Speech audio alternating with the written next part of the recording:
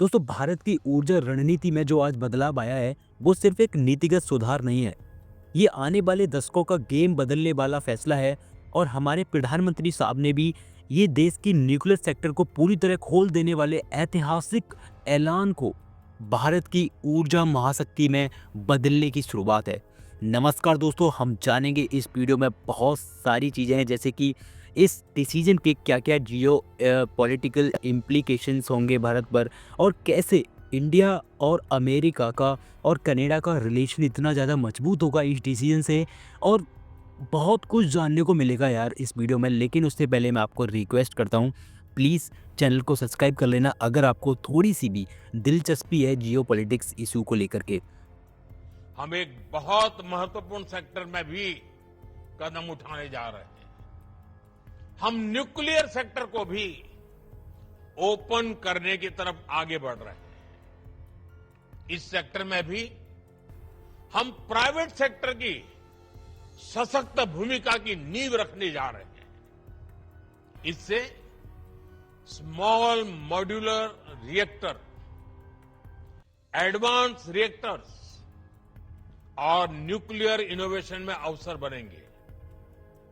यह रिफॉर्म हमारी energy security और टेक्नोलॉजिकल लीडरशिप को नई शक्ति देगा।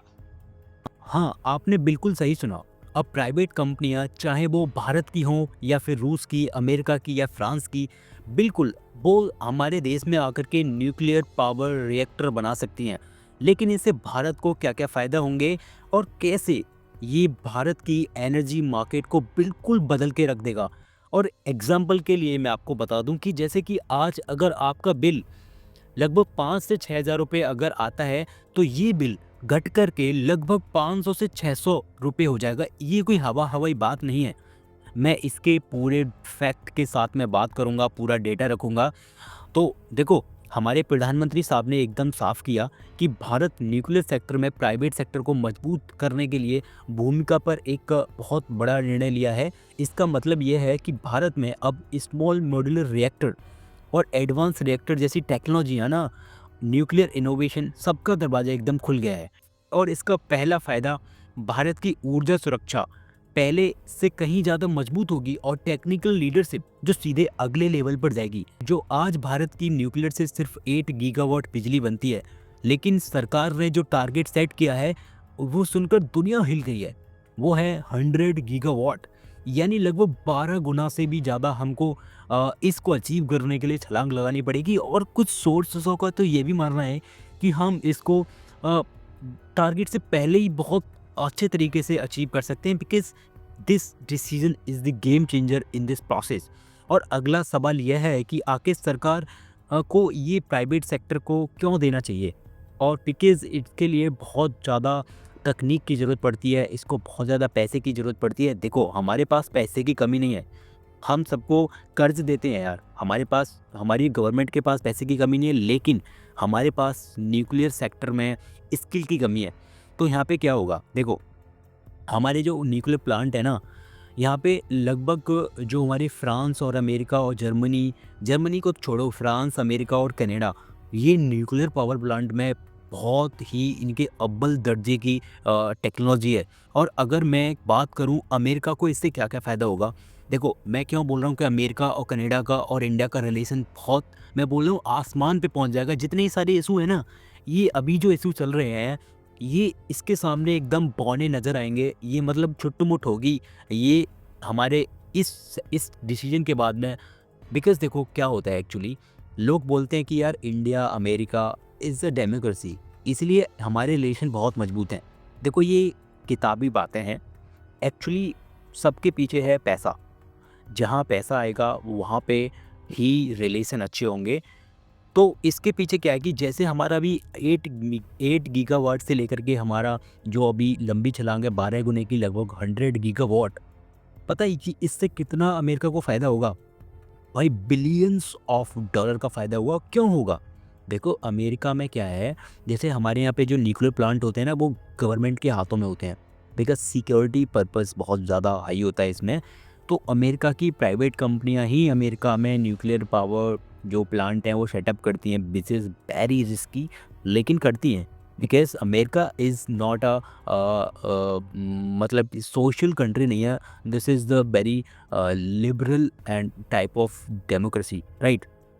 अब यहाँ पे देखो क्या होगा, जो अमेरिका की जो प्राइवेट सेक्टर है ना वो इंडिया में आएगा, बिकॉज इंडिया में कोई कंपनी नहीं है जो न्यूक्लियर पावर प्लांट बना सके। ना अडानी के पास पावर है, ना ही टाटा के पास पावर है, बिकॉज हमारी गवर्नमेंट ने कभी उनको हाथों में उनको ताकत ही नहीं दी कि वो कभी न्यूक्लियर में घुस सके।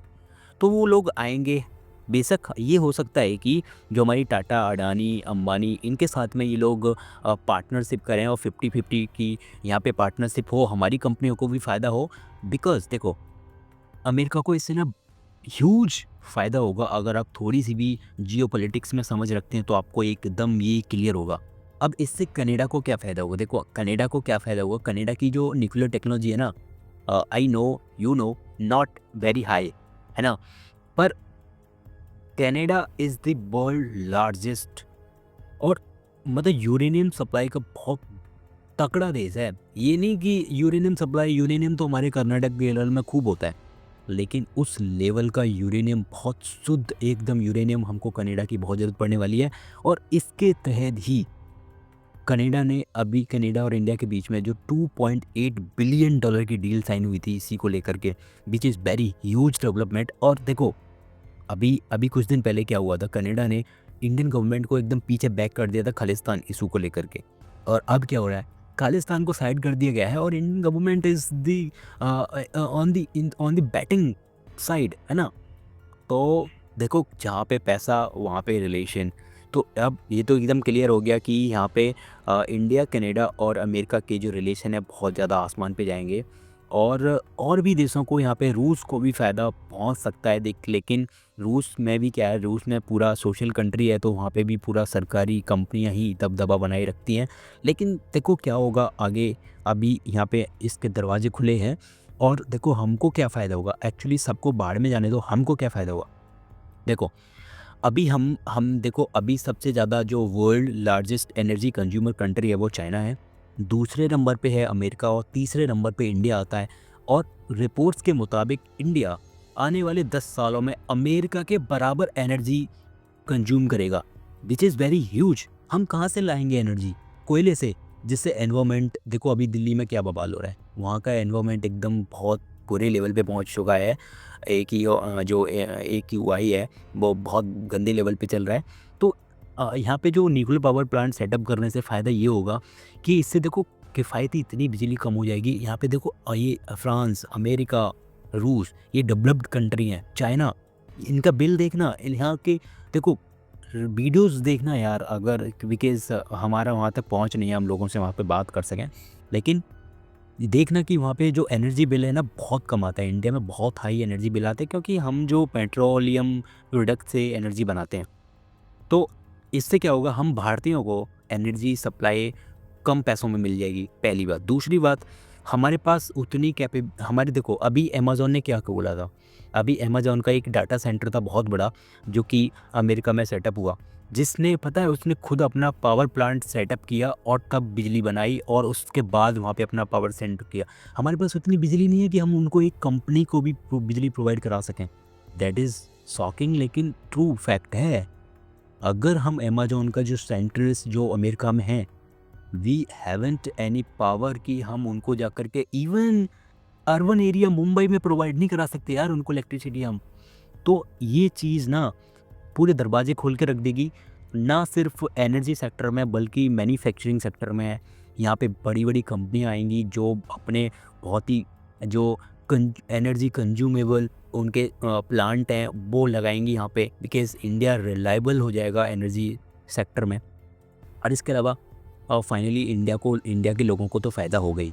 तो दोस्तों आपका क्या इस पे विचार है, आपका क्या व्यू पॉइंट है कि क्या भारत सरकार को स्ट्रिक्ट गाइडलाइंस तो देखो होनी ही चाहिए, बिकॉज़ ये बहुत ही ज़्यादा रिस्की है न्यूक्लियर पावर प्लांट।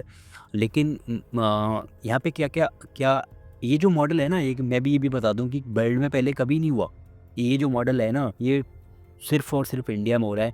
क्या गवर्नमेंट इतना कंट्रोल रख पाएगी प्राइवेट सेक्टर पे जैसा अमेरिका रख सकता है, रख पाता है? तो देखो आगे क्या होगा, वी नेवर नो। लेकिन I am very optimistic person और ये जो फैसला है ना वेरी हिस्टोरिकल फैसला है। और आपका क्या व्यू पॉइंट है प्लीज़ मेरे को कमेंट ज़रूर करना। तो दोस्तों मिलते हैं नेक्स्ट वीडियो में, तब तक के लिए जय हिंद, मिलते हैं, वंदे मातरम, थैंक यू।